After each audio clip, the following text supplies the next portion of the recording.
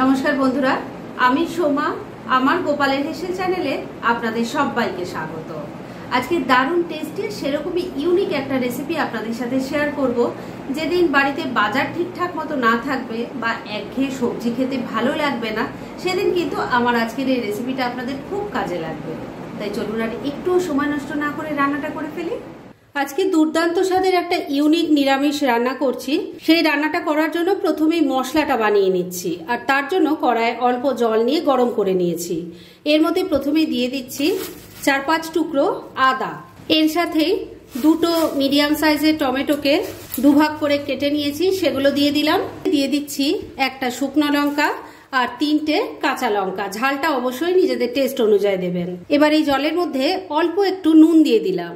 এবার ফ্লেমটাকে মিডিয়ামে রেখে ঢাকা দিয়ে 3-4 মিনিট মশলাগুলো সেদ্ধ করে নিচ্ছি। 3-4 মিনিট সময় নিয়ে মশলাটাকে বয়েল করে নিয়েছি। এবার ঢাকা তুললাম। টমেটো স্কিনগুলো দেখুন সুন্দরভাবে উঠে যাচ্ছে, মানে মশলাটা কিন্তু সেদ্ধ হয়ে গেছে। এবার গ্যাসটা বন্ধ করে দিলাম, আর এবার এটাকে প্রথমে নামিয়ে নেব। জল থেকে নামিয়ে নিয়ে টমেটোর যে স্কিনগুলো সেটা তুলে ফেলে দিয়ে একটু ঠান্ডা করে নিয়ে এটাকে ভালো করে বেটে নেব। আর যে জলটা থাকবে সেই জলটাও কিন্তু ফেলে দেবেন না, গ্রেভি তৈরির কাজে লেগে যাবে। বয়েল করা মশলাটা ঠান্ডা হয়ে যাওয়ার পর ওটাকে ভালো করে বেটে নিয়েছি। আর এবার কড়াইয়ের মধ্যে অল্প সর্ষের তেল দিয়ে গরম করে নিয়েছি। এবার এর মধ্যে দিয়ে দিচ্ছি গোটা গরম মশলা, যার মধ্যে আছে 2-3টে এলাচ, 2-3টে লবঙ্গ আর একটা দারচিনি। তেলের সাথে মিশিয়ে একটু ভাজা ভাজা করে নিচ্ছি। ফোড়নটা ভাজা ভাজা হয়ে গেছে। এবার তৈরি করে রাখা মশলার পেস্ট দিয়ে দিলাম। এবার এর মধ্যে কিছু গুঁড়ো মশলা দিয়ে দেব। প্রথমেই দিয়ে দিলাম অল্প হলুদের গুঁড়ো, অল্প একটু কাশ্মীরি মির্চ পাউডার দিয়ে দিলাম, ছোট চামচের 1 চামচ জিরের গুঁড়ো দিয়ে দিলাম, ছোট চামচের 1 চামচ ধনের গুঁড়ো দিয়ে দিলাম, স্বাদ মতো নুন দিয়ে দিচ্ছি। এবার ফ্লেমটাকে মিডিয়ামে রেখে সমস্ত কিছু মিশিয়ে নিয়ে মশলাটাকে খুব ভালো করে কষিয়ে নিতে হবে। মিডিয়াম ফ্লেমে 2-3 মিনিট সময় নিয়ে মশলাটাকে খুব ভালো করে কষিয়ে নিলাম। এবার এর মধ্যে দিয়ে দেব একটু সেদ্ধ করা আলু। 2-3 মিনিট সময় নিয়ে মশলাটাকে মিডিয়াম ফ্লেমে খুব ভালো করে কষিয়ে নিয়েছি। এবার এর মধ্যে দিয়ে দিচ্ছি একটু সেদ্ধ করা আলু। আমি এখানে 2টো মিডিয়াম সাইজের আলুকে সেদ্ধ করে ম্যাশ করে নিয়েছি, সেটা দিয়ে দিলাম। মশলার সাথে খুব ভালো করে মিশিয়ে নিচ্ছি। বন্ধুরা, এই রান্নাটা কিন্তু একদম ইউনিক একটা রান্না। কিন্তু নিরামিষের দিনে যেদিন আর সবজি খেতে ভালো লাগে না বা বাড়িতে বাজারটা ঠিকঠাক থাকে না, সেই দিন কিন্তু এই রান্নাটা করে খেতে পারেন। ভাত রুটি দুটোর সাথেই খেতে ভীষণ ভালো লাগবে। মিনিট 2 সময় নিয়ে সেদ্ধ করা আলুটা মশলার সাথে মিশিয়ে ভালো করে কষিয়ে নিয়েছি। এবার এর মধ্যে যাচ্ছে ছানা। আমি এখানে 1/2 লিটার দুধ থেকে ছানা কেটে নিয়েছি, সেটা দিয়ে দিচ্ছি। সবকিছুর সাথে ছানাটাকেও ভালো করে মিশিয়ে কষিয়ে নেব। আমি এখানে ছানার ব্যবহার করলাম, তবে আপনারা কিন্তু চাইলে এখানে গ্রেট করা পনির দিতে পারেন। 2-3 মিনিট সময় নিয়ে ছানাটা দিয়ে সবকিছুর সাথে ভালো করে মিশিয়ে এটাকে একটু রান্না করে নিয়েছি। এবার কিন্তু ফিলিংটা একদম রেডি। গ্যাসটা বন্ধ করে দিলাম। তবে এখানে যতটা ফিলিং দেখছেন ততটা কিন্তু কাজে লাগাবো না, কিছুটা আমি এই কড়াইয়ের মধ্যেই রেখে দেবো, কেননা এটা গ্রেভিতেও কাজে লাগবে। আমি হাফটা তুলে আলাদা করে রেখে দিচ্ছি। ফিলিংটা তো তৈরি হয়ে গেছে, ওটাকে এক সাইডে রেখে দিয়েছি ঠান্ডা হওয়ার জন্য। আর এবার এই রান্নার জন্য লাগবে কয়েকটা পাঁপড়, সেটাই আমি প্লেটের মধ্যে নিয়ে নিয়েছি। আমি এখানে সিম্পল পাঁপড়ে নিয়েছি, তবে আপনারা কিন্তু চাইলে মশলা পাঁপড় দিয়েও এটা বানাতে পারেন। এবার একটা প্লেটের মধ্যে নিয়ে নিয়েছি অল্প জল। এই জলের মধ্যে প্রথমেই পাঁপড়টাকে একটু ভিজিয়ে নিচ্ছি, তাহলে এটা নরম হবে আর এটা দিয়ে রান্না করতে আর কোনো রকম অসুবিধা হবে না। তবে ভিজিয়ে কিন্তু রেখে দেওয়ার কোনো দরকার নেই, একটু জলে ভিজিয়েই এই যে তুলে নিলাম। সব কটা পাঁপড় জলে ভিজিয়ে আলাদা আলাদা করে রেখে দিয়েছি, আর একটা পাঁপড় নিয়ে নিয়েছি। এবার যে ফিলিংটা তৈরি করেছিলাম সেটা এই মাঝ বরাবর দিয়ে দিচ্ছি। ফিলিং দিয়ে দেখুন এটাকে ভালো করে ছড়িয়ে দিয়েছি। এবার এটা ভাঁজ করে নিচ্ছি। মোগলাই পরোটা যেরকমভাবে ভাঁজ করে ঠিক সেইভাবেই ভাঁজটা করে নিচ্ছি।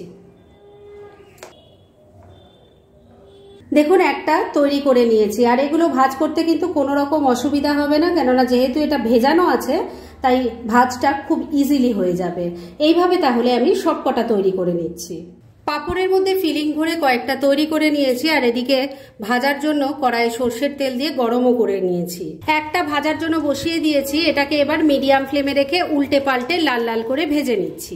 পুর ভরা একটা পাঁপড় ওলট পালট করে ভালো করে ভেজে নিয়েছি। এবার এটাকে তুলে নিচ্ছি, আর এইভাবে সব কটা ভেজে নিয়ে তারপর নেক্সট স্টেপের দিকে এগোচ্ছি।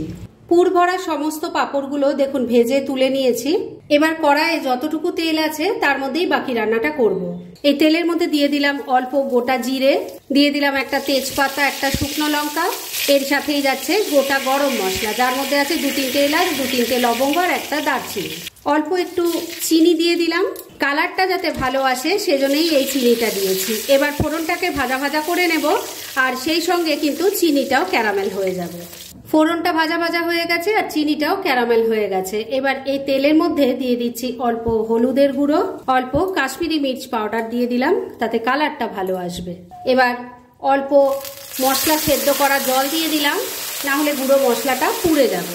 এর মধ্যে এবার দিয়ে দিলাম অল্প গরম মশলার গুঁড়ো, অল্প নুন দিয়ে দিলাম। নুন অল্প এই কারণেই দিলাম যে মশলাটা তৈরি করে রেখেছি, মানে এর মধ্যে গ্রেভির মধ্যে পড়বে, তার মধ্যেও নুন দেওয়া আছে। আর যেহেতু নিরামিষ রান্না তাই অল্প একটু মিষ্টি দিয়ে দিলাম, মিশিয়ে নিচ্ছি। এবার ফিলিং থেকে যে অর্ধেকটা রেখে দিয়েছিলাম সেটা এখানে দিয়ে দিলাম, মশলার সাথে ভালো করে মিশিয়ে কষিয়ে নিচ্ছি। আলু ছানার মিক্সচারটা মশলার সাথে ভালো করে মিশিয়ে কষিয়ে নিয়েছি। এবার গ্রেভির জন্য জল দিয়ে দিচ্ছি। প্রথমেই সেদ্ধ করা যে মশলার জলটা ছিল সেটার সাথে আরেকটু প্লেন জল দিয়ে আমি এখানে ঢেলে দিলাম, ভালো করে মিশিয়ে নিচ্ছি।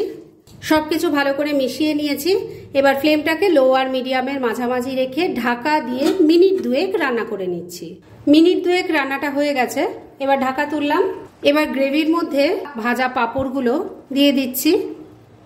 তবে এগুলো দিয়ে কিন্তু বন্ধুরা খুব বেশি সময় রান্না করা যাবে না, কেননা তাহলে এগুলো একদম নরম হয়ে যাবে আর খেতেও ভালো লাগবে না। সব কটা ভাজা পাঁপড় দিয়ে দিয়েছি, এর সাথে দিয়ে দিচ্ছি অল্প একটু ঘি। গ্রেভির সাথে একটু ভালো করে মিশিয়ে নিয়ে মিনিট খানেক রান্না করব। মিনিট খানেক রান্নাটা করে নিয়েছি, এবার গ্যাসটা বন্ধ করে দিলাম। এবার এটাকে কিন্তু আর ঢেকে রাখা যাবে না, কেননা ঢেকে রাখলে এটা স্টিমে আবারও নরম হয়ে যাবে, তাই ডাইরেক্ট সার্ভ করে আপনাদের দেখাচ্ছি। ফ্রেন্ডস, আমার আজকের এই দুটি রান্নার রেসিপি একদম রেডি হয়ে গেছে এবং আমি সার্ভ করে দিয়েছি। ভীষণ ইজি রেসিপিগুলো, কিন্তু যেভাবে আমি তৈরি করেছি ঠিক সেইভাবে যদি তৈরি করেন খেতে কিন্তু অসাধারণ হবে। সেটা একবার ট্রাই করলেই বুঝতে পারবেন। তাই দেরি না করে পারলে এগুলো আজই একবার ট্রাই করে ফেলুন, আর তারপর কেমন লাগলো সেটা প্লিজ কমেন্ট করে জানাবেন। এরকম ধরনের অনেক ভালো ভালো নিরামিষ রান্নার রেসিপি আপনারা গোপালের হেসেল সার্চ করলেই পেয়ে যাবেন, যার মধ্যে থেকে কিছু কিছু আমি সাজেস্টেড বক্সেও দিয়ে দেবো, সেখান থেকেও আপনারা দেখে নিতে পারেন। তাই গোপালের হেসেল অবশ্যই ভিজিট করুন। আর আপনারা কেমন ধরনের রেসিপি চাইছেন সেটাও কিন্তু আমাকে জানাতে পারেন। আমি চেষ্টা করব সেই সব রেসিপিগুলো আপনাদের সাথে শেয়ার করার।